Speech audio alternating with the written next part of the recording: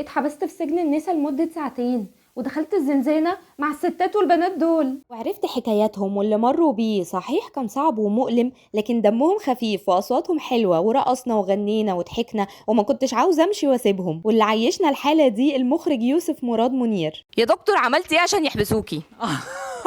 يا لولي انت صغيره على السجن قوي يعني. شفتي يا ولاء عملتي ايه عشان تتحبسي يا ولاء؟ يا نشوى كل عرض كده بصي بتبهرينا باداء مختلف، لهم بنات وستات. ما انا ما رضيتش اقول كده يعني. بس لا نشوف الاول المزيكا، اقرا النص. طيب يوسف بقى اخوكي عامل ازاي وهو يوسف المخرج؟ رحت لها في السجن يعني انا ما بسيبهاش، ده انا رايحه لها مخصوص. اشتغلت مع يوسف، بس ابسط حاجه انك تشتغلي مع يوسف. احكي لي. تسكينه الغريب، قعدت معاه. انت متاكد يا يوسف؟ مصر يا يوسف؟ هو شايف رؤيه معينه. انا مستمتعه الحمد لله بيه، ودي اهم حاجه. معانا شويه نجمات قمر، مش مصدقه، كنت اتمنى اشتغل مع كل واحده فيهم كده لوحدها. مش مصدقه ان هو عرف يجمعنا التجميعه الحلوه دي. فعندي سعاده خاصه لوحدها الاول بتاعه الشغل مع الناس دي، وعندي سعاده تانية بالحاله بتاعه العرض. الحمد لله محقق حاجه انا ما كنتش متوقعها كمان كده بالشكل ده.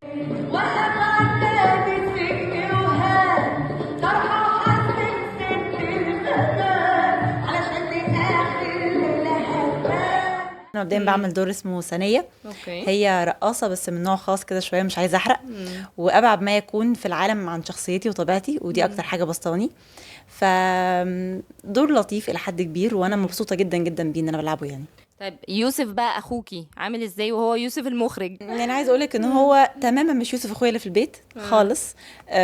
يوسف كمخرج انا مش اول مره اشتغل معاه. بحبه جدا كمخرج، و بحب رؤيته وشغله وطريقته في كل حاجه. بس طبعا بيكون اوقات قاسي عليا شويه زياده، في عشم كده بيخليه يدوس ساعات زياده. بس انا طبعا بحبه وبستحمله، ومبسوطه جدا بالشغل معاه.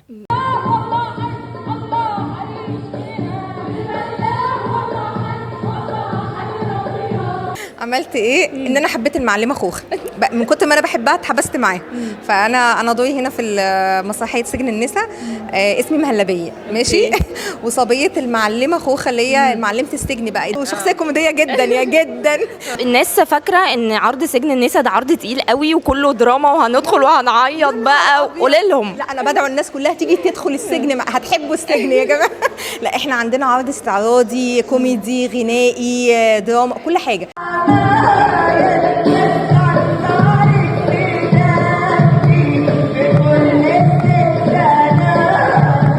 يا يوسف بجد يعني اتبسطنا جدا بالعرض، وعايزه اقول لك ان انا سالت الكاست عليك. قول لي بقى هم كانوا عاملين معاك ايه؟ والله هم يعني طبعا هم فنانات شطار قوي قوي، بس انت عارفه دايما الشاطر يعني بيتعبك، فاحنا تعبنا. بس هم كلهم بنات وستات. ما انا ما رضيتش اقول كده يعني.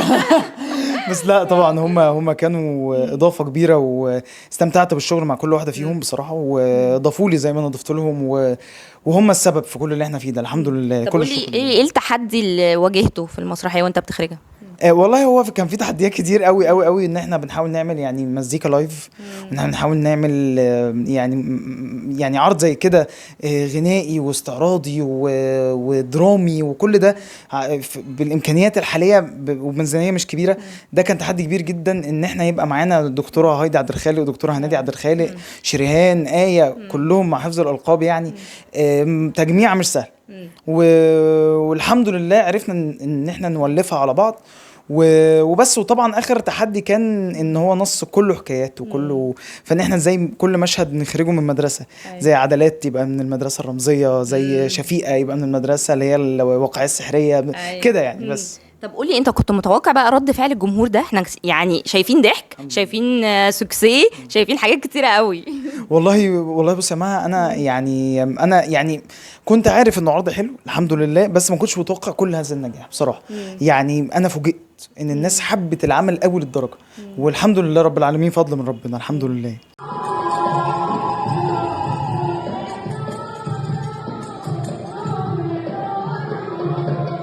بورك ايه معاهم؟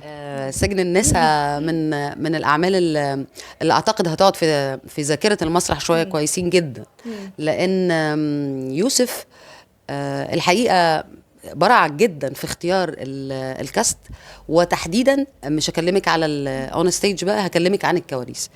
اهتم جدا بان كواليس العرض تكون من انت عارفه يعني ايه تجميع 13 او 14 ست في أيوة. مكان واحد. التصور الخارجي انه ممكن يبقى فيه غيره، فيه مشاحنات، فيه بالعكس تماما تماما.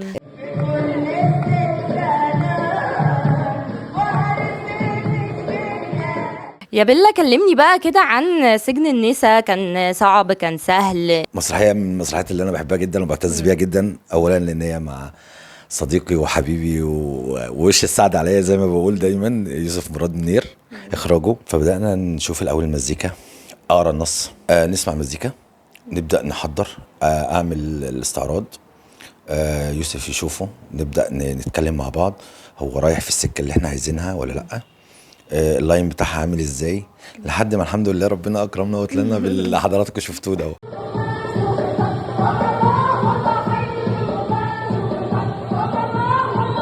يا صوفي احكي لي على سجن النساء. تعالي الزنزانة هتلاقي فعلا جو خناقات، ضرب، زعل، ضحك، كل عياط، كله موجود.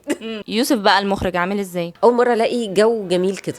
يعني يوسف ما تحسيش ان هو انا اللي قاعد، انا المخرج، انا اللي مش عارف ايه، لا خالص. اولا بيسمعنا كلنا، عنده استعداد ان هو اللي عايز يتكلم عن حاجه، اللي عايز يضيف حاجه، اللي عايز مش عارف ايه، اوكي.